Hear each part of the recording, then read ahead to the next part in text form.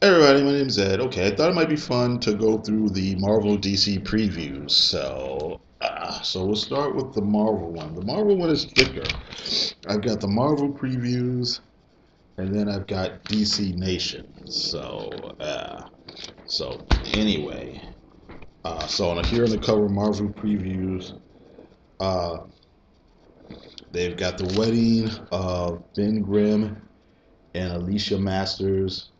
This image is really nice looking. This is a really cool cover here. Um, I'm a little bit cynical just because of the way that Marvel and DC kind of treat marriages these days. Um, who knows? It may or may not be a fake out, or even if it's a real thing, I'm sure it's not gonna last. It'll probably if it's a real marriage and not like just a crazy, plot thing or whatever. If it lasts, it'll probably last as long as Dan Slott's writing the comic.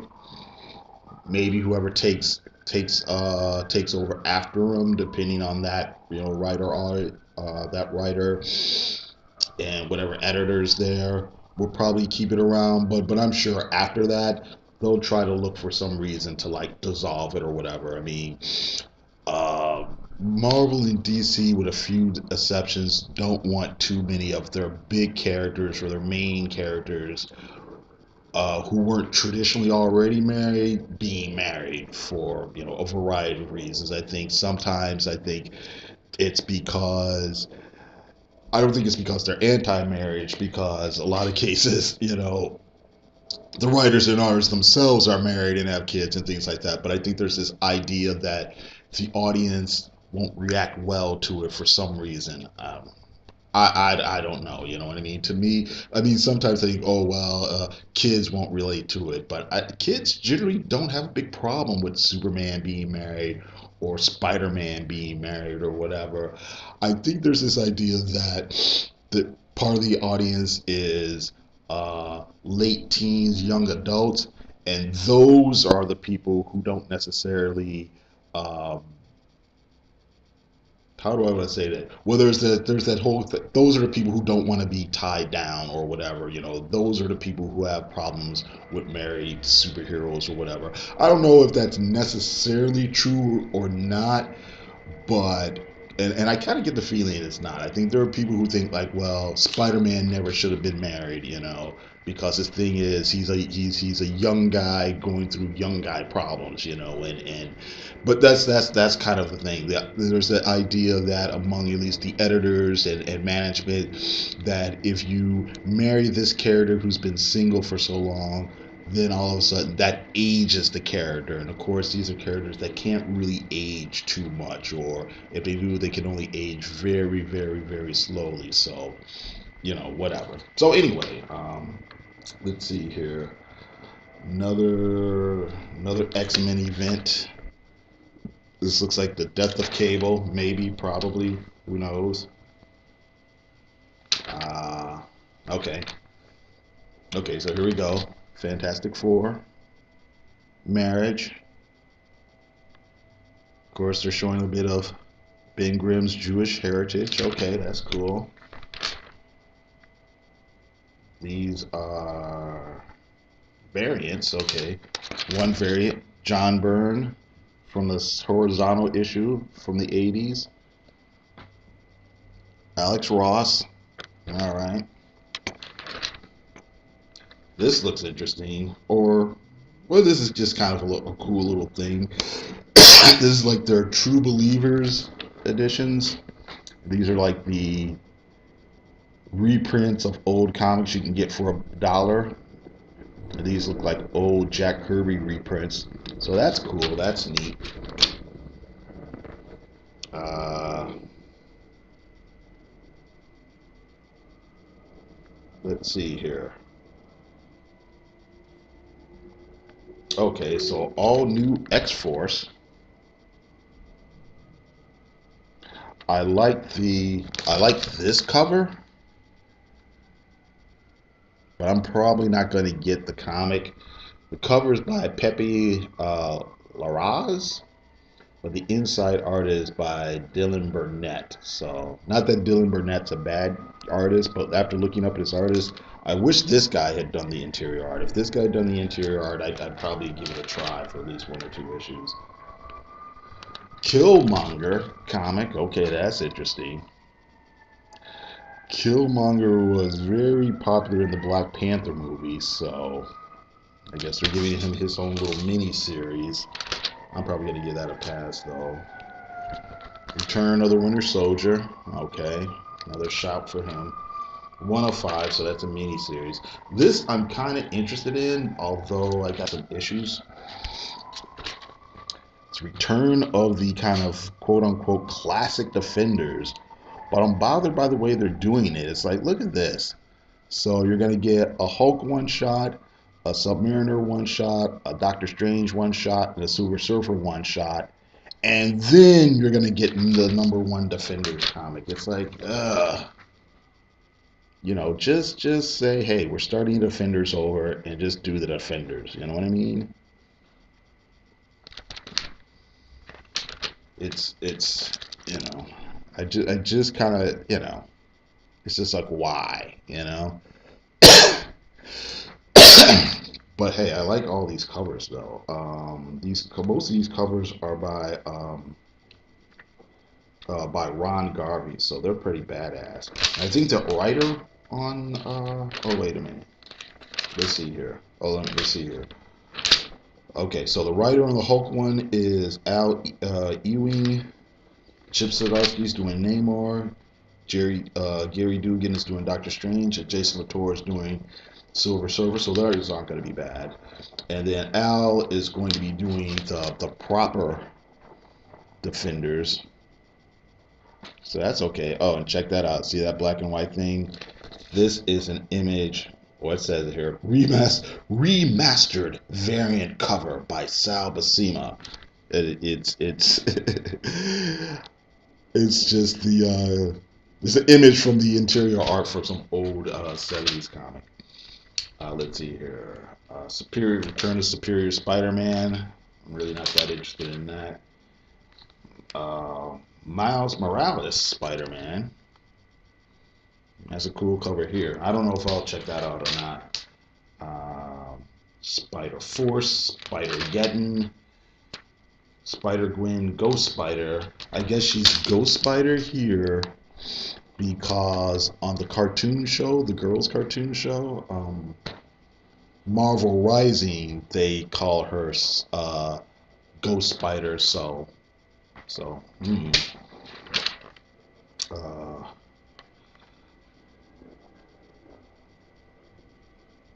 I-Fort Mary versus Iron Fist.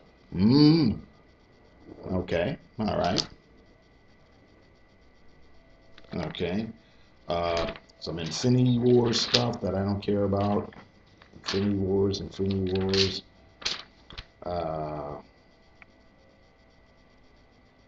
X-Men Disassembled. All right. Whatever. There's some nice images here.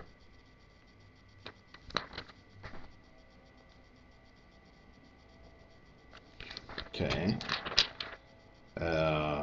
Marvel Knights. Oh, Marvel Knights 20th anniversary. I'm not so sure how many people really get what Marvel Knights was. Marvel Knights happened when Marvel actually farmed out several of their kind of B characters and C characters to Joe Quesada's company, which was Event Comics. Joe Quesada and Jimmy Palmiotti. I don't know how to say his name. And they farmed it out to their company, but the stipulation is the difference between them farming it out to the Image guys when they did Heroes Reborn is that this time they were going to keep everything in continuity. And the thing is, certain things were kind of, interesting experiments. A couple things were failures, but a couple things really took off. That's where you get Kevin Smith, doing his Daredevil, and that really took off. That's where you got the Christopher Priest Black Panther. Wasn't a super sales smash, but it revitalized that character, and it was a kind of a critical acclaim comic. A lot of people like the excuse me, Dan Jurgens Inhumans. So there's a really good Black Widow miniseries. There was a couple Black Widow miniseries. Of course, they did do the infamous Punisher, where they tried to turn the Punisher into a supernatural hero, and he was going around killing demons and stuff like that. And that didn't really work, of course, so they had to kind of reverse that. But yeah, that's what Marvel Knights really was. Some people think it was like about Marvel getting a little bit grimmer and grittier. That's not really why. I mean, that's not really what it was. They did get slightly grimmer and slightly darker, but it was really more about the title and the branding and who was doing the work rather than the overall tone and stuff like that. Let's see here, Iron Man, and here's Avengers. Uh, Thor and She-Hulk are going to start dating, it looks like. We're going to have a date here or something. I think that's a really not great idea. Hulk, Captain America, Champions. I think I read the first arc or so of the Champions. I thought it was okay, but I haven't been keeping up with it. Let's see here. Thor. West Coast Avengers. I'm actually enjoying West Coast Avengers. I think it's a really fun comic. It's a fun, well-drawn, lighthearted comic, and yeah, it's disappointing that it doesn't get more attention to me, but that's okay. Okay, we're getting back to the Spider comics. Okay, Official Amazing Spider-Man. Whatever. All right. Then okay. Ironheart #2. I don't care. Well, I'm going to check it out. I know this character is controversial. I think she's controversial for, well, let's just leave it alone. I know this character is controversial, but I'm still going to pick up the first couple of issues to see what I decide, see how I feel about, the new writer and all that sort of thing. And we'll see where that goes. Punisher #5. Black Panther. Really not a big fan of Ta-Nehisi Coates' writing. Some people said it's actually gotten better, so, but I don't know. If there's somebody else working on it, maybe I'll jump back onto it. But I'm just not a fan of his writing. Old man Hawkeye. Okay, looks like they're about to wrap up this miniseries. #12. Squirrel Girl, Ms. Marvel, Unstoppable Wasp, Doctor Strange. I like the art, and I like Jesus. I like Jesus Sayas' art, but I'm not into the whole idea of Doctor Strange, going to outer space and things like that. So I was mostly skipping that. Shuri, Black Panther's little sister, teaming up with Groot and Rocket Raccoon. Okay, alrighty. Iron Fist, the Phantom Limb graphic novel? I guess that's what this is. Alright, first time in print. So yeah, I guess it's an original graphic novel. That's what it seems like.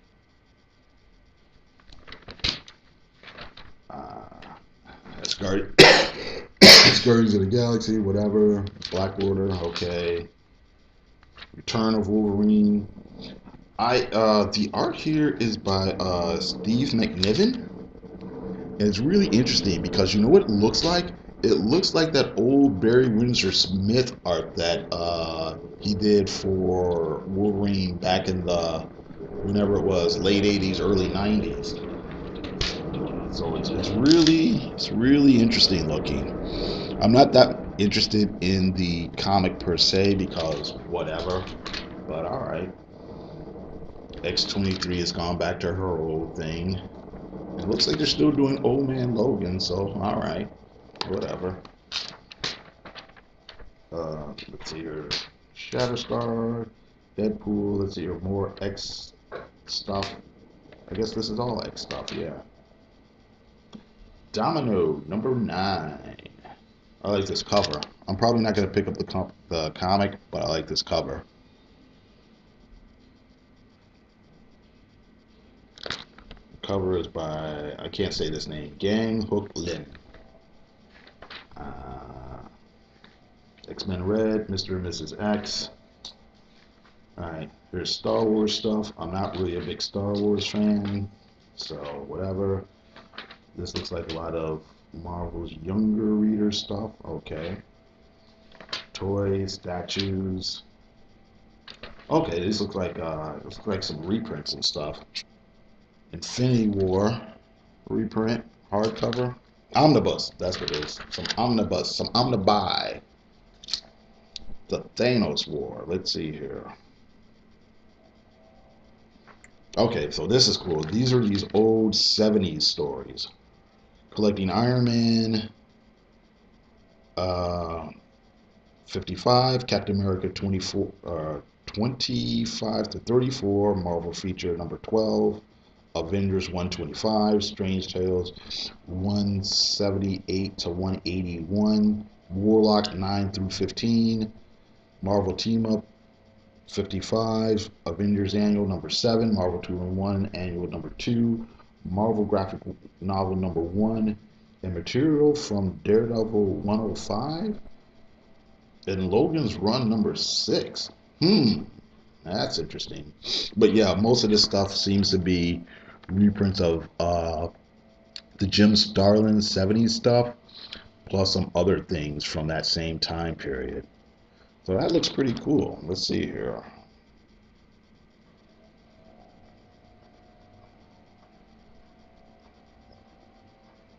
Yeah, that is pretty awesome.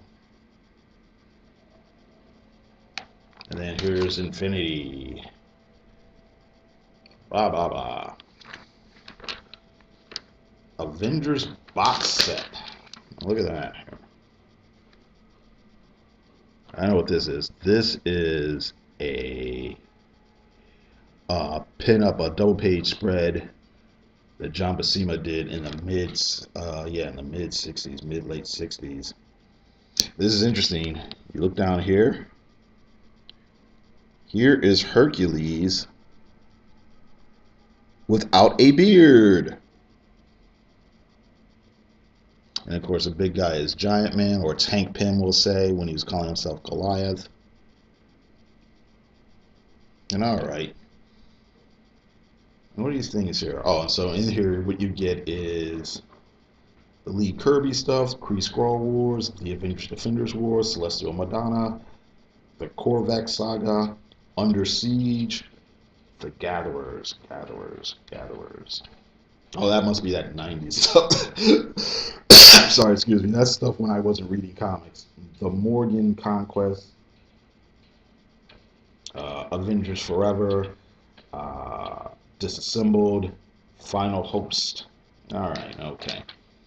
Final Host. I'm laughing because that's the crap that just came out. That's that Jason Aaron, Ed McGinnis stuff. Okay, whatever. What else is interesting in here? Deadpool Omnibus. How to paint characters the Marvel Studios way. Here's some more reprints from the 70s. I used to have this stuff. Doctor Strange. Oh, this looks fun. Or interesting anyway. It says decades in the 50s, the 60s, the 70s, Marvel in the 40s. That looks interesting. Alright. And then here's some more Star Wars stuff. Spider-Man, Spider-Geddon, Punk Rock Spider-Man, Tony Stark Iron Man. Okay, so this is the newer material. More Deadpool. Let's see here. Captain Marvel.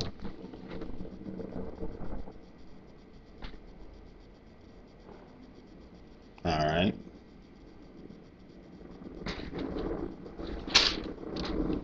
Uh,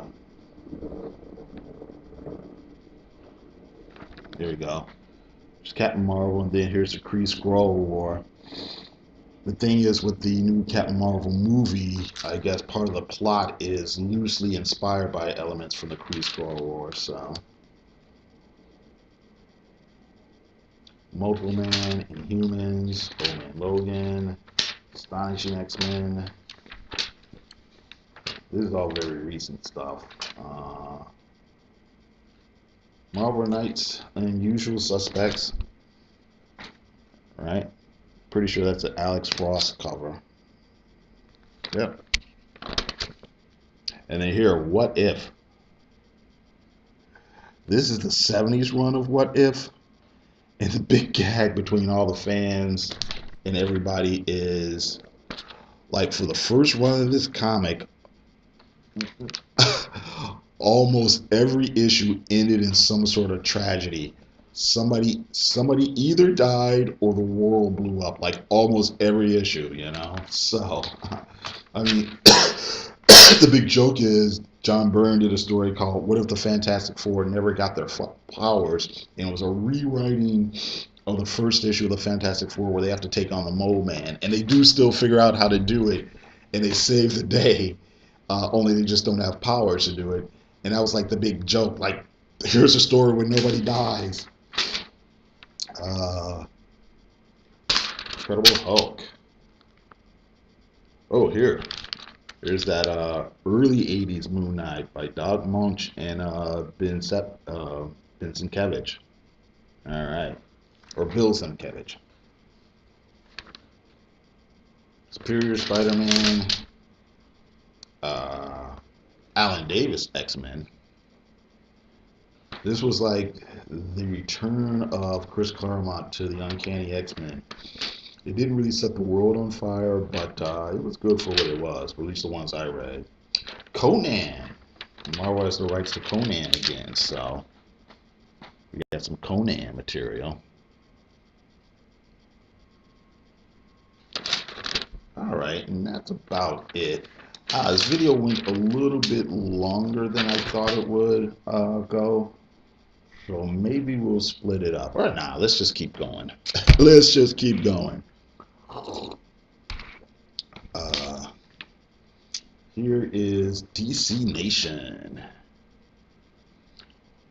One of these characters dies. I can't remember if I mentioned this on camera or not, but the layouts to this magazine, it's very much Nicola Scott. There's Nicola Scott talking about how I broke into comics. Here's Aquaman. No shoes, no shirt, no Atlantis. But the layout of this magazine, it's pretty much... Oh, here's a better one. It's pretty much the layouts of like Wizard magazine back in the day. If anybody remembers Wizard, it was this magazine that would give you like previews of new comics, breaking down a page with, let's see, a writer, Margaret Scott, penciler Paul Pelletier, inker Norm Ramond, and colorist Jordi Balleri. So here's the script, then here's the pencils, and here's the inking, and then here's the page. But Wizard magazine would like give you like previews of comics coming out and interviews with different creators and stuff like that. So it was pretty good for a while, but then after a while it started turning into like these top 10 lists and things like that, and it it got really shallow and vacuous all of a sudden. It just really didn't, top 10 statuettes you must have, and stuff like that. And it just, I lost interest in after a while. So, Sanctuary Files. So, this is um, Heroes in Crisis. This comic just hit the stands now.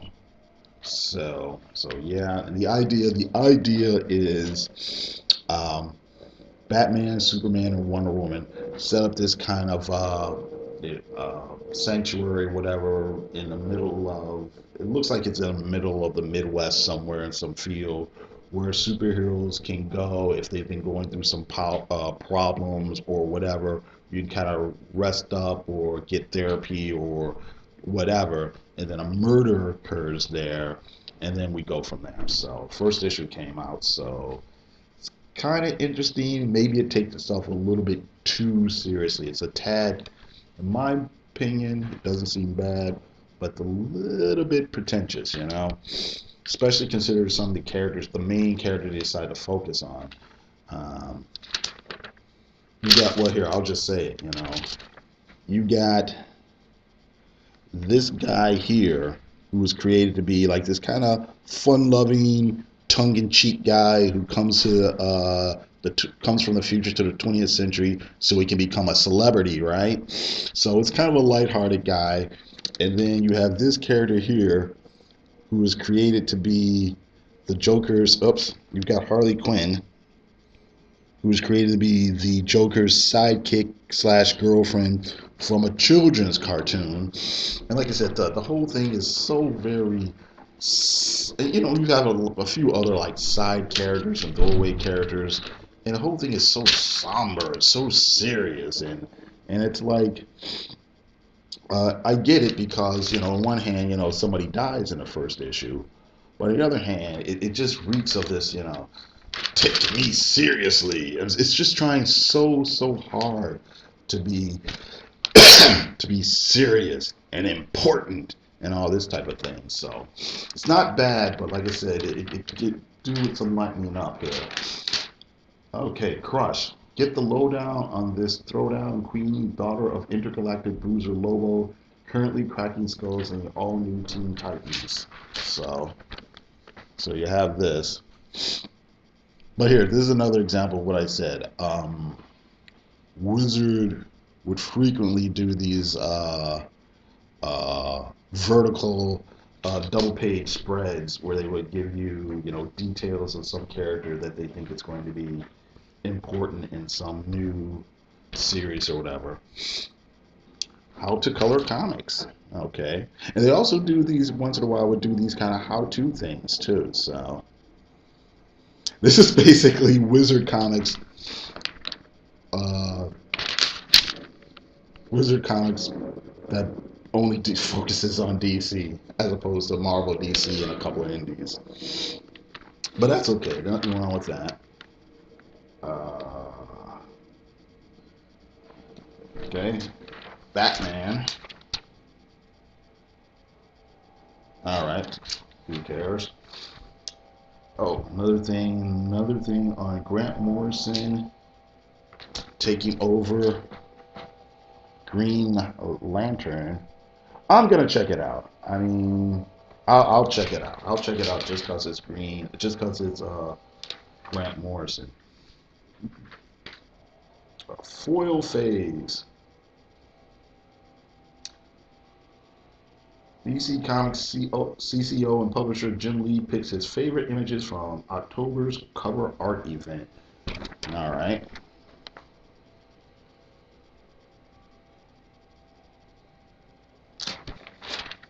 Okay. Sideways goes upside down. So their character Sideways, I guess, is going to be meeting up with, like, I guess, dark reinterpretations of these corny, weird Superman transformation spinoffs, only they're being made weird and dark. So you have, Big Head Wonder Woman, Red Ant Superman, You know, Comet the Wonder Horse. But I like these redesigns. The art is really cool looking here, you know. Werewolf Jimmy Olsen. All right. Okay. Okay. Here's a bit on G. Willow Wilson taking over for Wonder Woman. All right. So I'll give that a chance. You know, Wilson, of course, probably best known right now for doing Marvel's Ms. Marvel comic.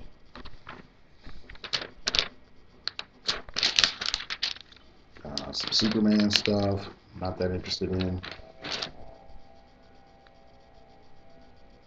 Oh, this is cool. This is a cool Steve Rude cover for Superman. But what else is going on here? Oh yeah, these just, you know, buy these comics. Book of Magic. Catwoman.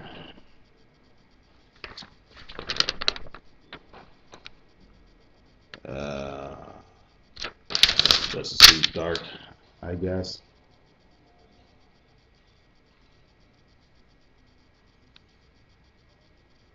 Getting some more stuff here.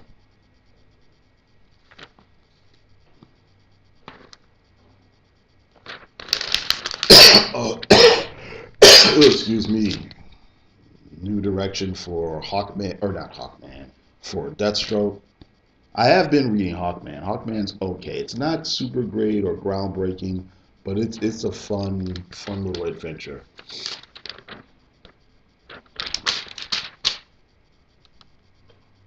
Here's an interesting Suicide Squad cover. All right, that's just about it. All right, here. Speaking of Hawkman. All right.